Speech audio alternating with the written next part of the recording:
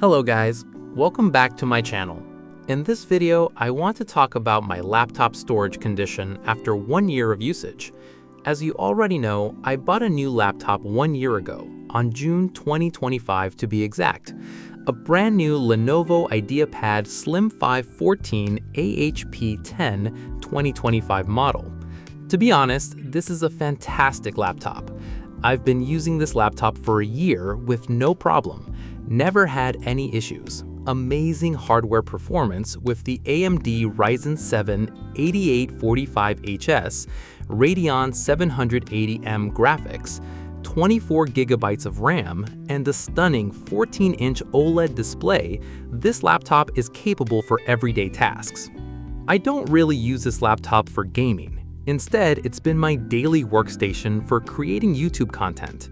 Most of my workload involves editing videos, exporting projects, transferring large video files, rendering content, writing scripts, and occasionally doing some vibe coding.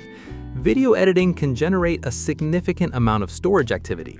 Editing software may create temporary files, waveform data, thumbnails, proxies, preview renders, autosaves, and media cache files, in addition to the original footage. 1 year ago, I tested the SSD performance of my Lenovo IdeaPad Slim 5. This laptop comes with the Western Digital WD-PC SN5000S 512GB NVMe SSD. When I performed the original test in June 2025, the SSD was still relatively empty. Only 71 out of 475 usable gigabytes were occupied, which means the drive was around 15% full. At that time, the benchmark results were excellent. CrystalDiskMark recorded a sequential read speed of around 6,285 megabytes per second and a sequential write speed of around 4,391 megabytes per second. Those are very fast results for an original equipment manufacturer SSD included with a laptop. So after 1 year of this kind of usage, what condition is the SSD in? Let's begin with its health information. According to both SanDisk dashboard and CrystalDiskInfo, the SSD currently has 96% remaining health. The drive temperature during the check was around 40 to 41 degrees Celsius, which is completely normal for an NVMe SSD under a light workload. CrystalDiskInfo also reports approximately 13.4 terabytes of total host reads and 10.7 terabytes of total host writes. More importantly, the smart data shows no critical warnings, no media and data integrity errors, and no entries in the error information log. Based on those indicators, there is currently no obvious sign that the SSD is physically failing. Its health has decreased by 4 percentage points, but an SSD health value is primarily an estimate of endurance consumption. It does not mean that 4% of my files are damaged, and it does not mean that the drive is about to die. The drive still reports a normal status. The temperature is reasonable, and its error counters remain clean. However, the new benchmark result is where things become very interesting. In June 2026, CrystalDiskMark recorded a sequential read speed of approximately 6,354 megabytes per second. That is slightly faster than the 6,285 megabytes per second result from the previous year. The lower Q sequential read result also remained close, decreasing only slightly from approximately 3,771 to 3,704 megabytes per second. Random read performance was also reasonably close to the original result. So after 1 year, the SSD's read performance still appears to be normal, but the write performance tells a completely different story. In June 2025, the highest sequential write result was approximately 4,391 megabytes per second. In June 2026, it reached only around 61 megabytes per second. That is an enormous reduction of approximately 98.6%. The lower Q sequential write result also dropped from approximately 3,359 to only 171 megabytes per second. At first glance, this result makes it look as though the SSD is dying, But the rest of the data does not support that conclusion. If the entire SSD were severely degraded, I would expect to see other symptoms. The read performance might also be affected, the smart system might report warnings or data errors, the temperature could be abnormal, or the drive might become unstable. None of those symptoms appears in the available data. Another important detail is the amount of free storage available during each benchmark. During the 2025 test, the drive was only 15% full. During the 2026 test, CrystalDiskMark showed that 460 out of 475 usable gigabytes were occupied. That means the SSD was approximately 97% full. SanDisk dashboard showed a similar situation, with only around 16.9 gigabytes available. That is very little free space for a system drive, especially one that is regularly used for video editing. An SSD does not use free space only for storing new files. The controller also benefits from free blocks for internal operations. These operations can include caching, garbage collection, wear leveling, consolidating partially used blocks, and preparing previously deleted blocks so they can be written again. Writing data to NAND flash is not always as simple as directly replacing an existing file. Before some areas can be rewritten, the controller might need to move valid data, erase larger blocks, and reorganize the remaining information. When plenty of free space is available, the controller has more flexibility to perform those tasks efficiently. When the drive is almost full, that process can become more complicated. Many consumer SSDs also use a portion of their NAND as a fast write cache. The size and behavior of that cache may depend on the amount of free capacity available. As the SSD becomes full, the effective cache may become much smaller.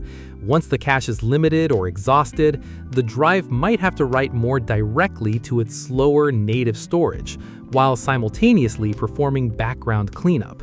This can cause write speeds to fall sharply. So the extremely low free capacity is currently the strongest explanation for the poor write result. However, I cannot yet say that it is definitely the only cause. There are several other variables that may have influenced the test. First, the two benchmarks were not performed under perfectly identical conditions. The 2025 tests used CrystalDiskMark version 8.0.6 with 5 runs, while the 2026 test used CrystalDiskMark version 9.0.3 with 3 runs. Both tests used a 1 GB test size, but the software version and number of runs were different. The laptop's power mode, background applications, Windows updates, antivirus scanning, cloud synchronization, editing software cache activity, and other processes could also affect write performance. Because this is the Windows system drive, CrystalDiskMark is not the only application accessing it during the test. A background process that is heavily using the disk can interfere with the benchmark, especially with write operations. Another possibility is that the SSD was already busy performing garbage collection or reorganizing data because it had so little free space remaining. The unusual pattern in the results is also worth noting. The high-throughput sequential write results fell dramatically, but the low-Q random write result remained almost identical. It was approximately 132.57 megabytes per second in 2025 and 132.72 megabytes per second in 2026. That does not prove that the SSD is healthy, but it does suggest that the situation is more complicated than a simple, universal loss of write capability. For now, my interpretation is that the SSD itself still appears healthy, while the benchmark was probably affected by the drive being almost completely full, potentially combined with background activity or an unfavorable cache state. Unfortunately, I cannot properly verify this theory yet. The best way to test it would be to move around the 150 to 200 gigabytes of footage and completed projects to another storage device. I could then leave the laptop idle for a while, run Windows drive optimization so that trim can process the unused blocks, restart the laptop, and repeat the benchmark using exactly the same settings. However, I currently do not have another hard drive or SSD with enough free capacity to back up these files safely. I do not want to delete important footage or completed projects simply to produce a better benchmark result. So for now, this will remain an open question. Once I have additional storage, I will create part 2. In that video, I will free up a significant amount of space and repeat the test under more controlled conditions. I will use the same version of CrystalDiskMark, the same test size, the same number of runs, the same Windows power mode, and similar temperature conditions. I will also check Task Manager to make sure that no other application is heavily using the drive during the benchmark.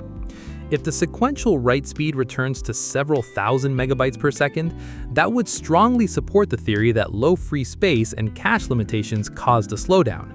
If it remains extremely low, then I will need to investigate other possible causes, including firmware behavior, power management settings, Windows storage drivers, thermal conditions, and potential problems with the SSD itself.